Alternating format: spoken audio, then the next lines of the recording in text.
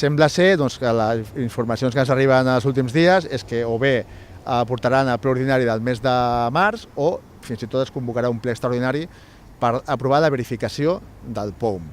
Clar, el fet que es faci d'aquesta manera, amb 5 regidors no escrits, en el cas dels exregidors expulsats o exregidors expulsats del Partit Popular, no venen a plens ordinaris, no van venir ni al desembre, ni al gener, ni al febrer.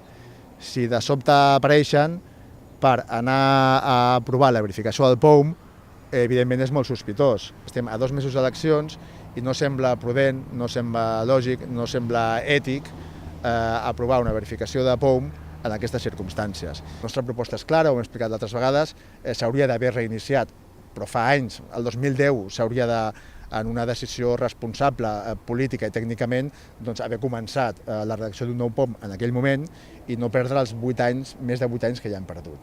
En aquest sentit, en aquest mandat ja portem perduts 4 anys més.